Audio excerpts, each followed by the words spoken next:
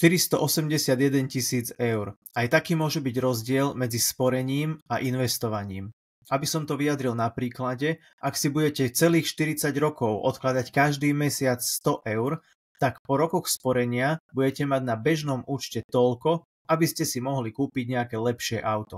Ak však tieto peniaze zainvestujete, tak budete mať takýchto aut rovno 11. Alebo byt v jednom z najlukratívnejších projektov v Bratislave. To je, povedal by som, citeľný rozdiel. Dnes sa teda pozrieme na možnosti sporenia a investovania, ktoré sú bežne dostupné a netreba k nim nejaké špecifické vedomosti. Od bežného účtu sa cez sporenie a terminované vklady prepracujeme až k podielovým fondom a ETF, teda k fondom, ktoré sú obchodované na burze. Ideme na to.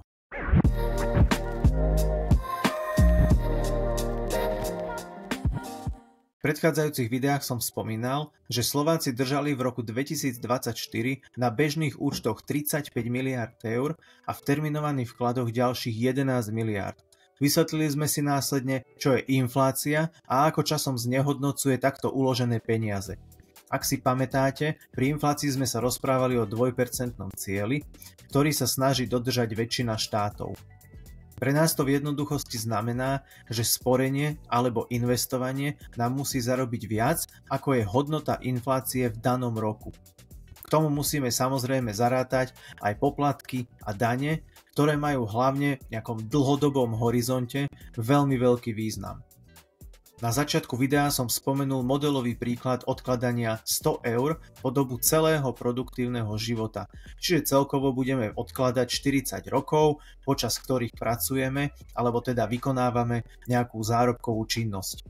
Treba si samozrejme uvedomiť, že v každej fáze svojho života je nutné sa na sporenie a investovanie pozerať z inej perspektívy. Ale o tom si povieme inokedy. Začneme teda bežným účtom, kde to máme najjednoduchšie, pretože peniaze absolútne nič nezarábajú, len ležia v banke a znehodnocujú sa infláciou. Pri takejto forme ukladania peňazí sa vkladmi za 40 rokov dostaneme k sume cca 48 000 eur.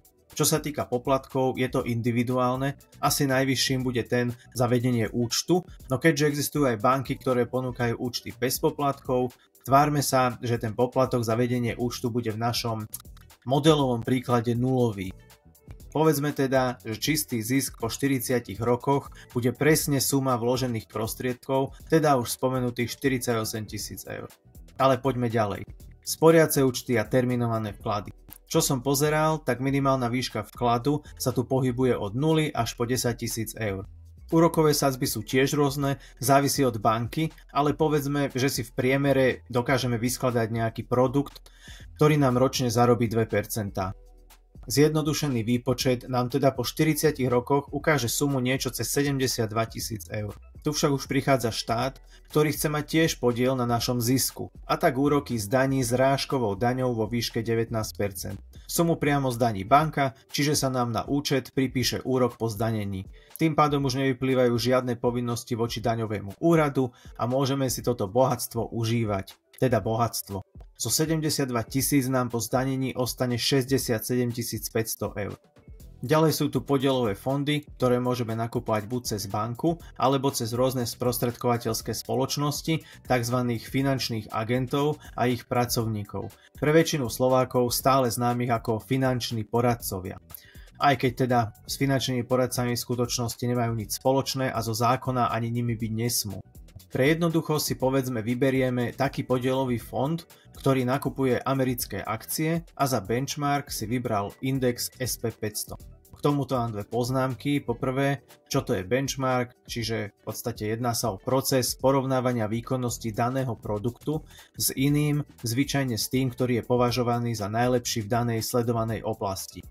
Cieľom je teda zistiť, či je váš vybraný produkt lepší alebo horší ako benchmark. Tu treba hneď povedať, že väčšina takýchto podielových fondov a po zarátaní poplatkov svoj benchmark neprekonáva. A ak započítame aj dane, tak je to ešte horšie.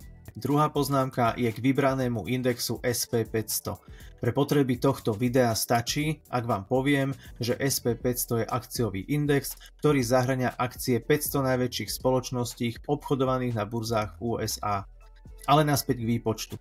Čiže máme vybraný podielový fond a budeme sa tváriť, že nám dokáže zhodnotiť prostriedky rovnako ako jeho benchmark index SP500, ktorý mal od roku 1926 priemerné zhodnotenie 9,8%. Za 40 rokov nám teda zarobí 529 000 eur. V tom je čaro zloženého úročenia, ktoré nám na rozdiel od sporenia a držania peňazí na terminovaných vkladoch takéto fondy umožňujú. Samozrejme, že pri takomto výnose je potrebné sa podeliť s bankou, alebo teda s prostredkovateľom, a tak si títo stiahnu svoje obligátne poplatky. A keď sme sa dokázali rozdeliť s bankou, prečo by nenatrčil ruku aj štát? Síce sa o naše zárobky absolútne nejak nepričinil a na prípadných stratách sa nejak nepodiela, no zo zisku si znovu stiahne 19% na zrážkovej dani. Na konci nám však zostane viac ako pri odkladaní na bežný účet, prípadne na sporení. Ale dá sa to aj lepšie. Niektoré banky a finanční agenti dnes umožňujú investovanie do tzv. ETF fondov, čiže fondov obchodovaných na burze. Tieto tiež ako podielové fondy sledujú nejaký benchmark. No a tak si pre náš výpočet vyberieme ten istý fond ako pri podielovom, akurát teraz to bude fond ETF. Ak sme si vybrali v podstate podobný fond, tak rozdiel vo výsledku by nemal byť markantný. No predsa je. ETF fondy sú totiž odslobodené od daní. Platí to, ak ich držíme viac ako 1 rok, čomu sa na Slovensku hovorí časový test. Ak časový test dodržíte a nevyberiete svoje zainvestované peniaze skôr, daň zo zisku neplatíte. Suma sumárum, ak budeme držať naše peniaze vo fonde 40 rokov, mali by sme zarobiť 529 000 eur a po odrátaní poplatkov nám zostane okolo 434 000. Pre tých vnímavejších, áno, vidíte správne, 100 000 nám stále odchádza na poplatkoch. Bolo by teda asi vhodné nájsť ešte lacnejšiu alternatívu. A tým je investovanie cez brokera. V podstate sa jedná o to isté investovanie ako v banke, akurát s tým rozdielom, že ak ste ochotní spraviť pár klikov navyše, tak odstránite prostredníka a ETF fond, ktorý ste si vybrali vyššie, nakúpite priamo do svojho portfólia. Nebudete platiť skoro žiadne poplatky a pri dodržaní časového testu ani žiadnu daň. Tým pádom vám po 40 rokoch môže skončiť na účte až 523 000 eur. Teraz si zarátajme efekt inflácie aspoň na prvý a posledný výpočet. Ak by bola celých 40 rokov inflácia 2% ročne, tak pri bežnom účte bude mať našich uložených 48 000 eur hodnotu len 22 000 v dnešných peniazoch. Ak ste pozerali moje krátke video k inflácii, porovnávali sme tam ceny Coca-Coly v roku 1950 a 2025, kde sme si vysvetlili, že jej cena sa reálne nezmenila, čo sa ale zmenilo, bola v skutočnosti hodnota peňazí. Tu je to o tom istom. Hodnota našich ušetrených peňazí klesne, aj keď číslo zostane rovnaké. V tom videu som spomenul aj infláciu v Rusku, ktorú Ruská národná banka vyrátala k februáru 2025 na 10,1%. Ak by sa im ju nedarilo znížiť a vy by ste mali ekvivalent vašich 48 000 eur uložených v rubloch, tak po 40 rokoch by ich hodnota bola len 1000 eur. Preto sme sa rozhodli investovať a ak si porovnáme, ako to dopadlo pri poslednom výpočte, teda pri nákupe indexového fondu, na účte máme po 40 rokoch pekných 523 000 eur, ale investovali sme iba 48 000. Disclaimer na záver. Všade, kde som pridal hviezdičku, sa môže posledná suma líšiť podľa banky alebo spoločnosti, cez ktorú budete sporiť, respektíve investovať. A samozrejme aj od konkrétneho vybraného produktu. Môžu a nemusia tu prichádzať do úvahy ďalšie poplatky, ako vstupný, výstupný, udržiavací poplatok, poplatok za nákup, predaj, prípadne výkonnostný poplatok, ktorý si správca fondu zaúčtuje, ak sa fondu darí. Tento môj ilustratívny príklad je dobrý na to, aby ste si uvedomili rozdiel medzi držaním peňazí na účte a ich investovaním. A rovnako, ak ste sa rozhodli peniaze investovať, tak ste si všimli, že podielové fondy sú stále zaťažené zrážkovou daňou 19% a relatívne vysokými poplatkami.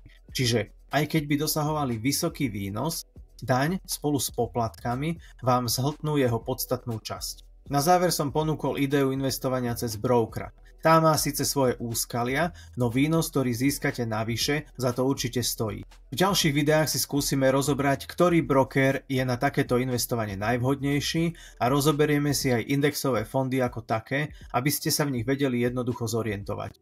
Na dnes teda toľko, ak sa vám video páčilo, Budem veľmi vďačný za like alebo za odber a nezabudnite, peniaze nikdy nespia.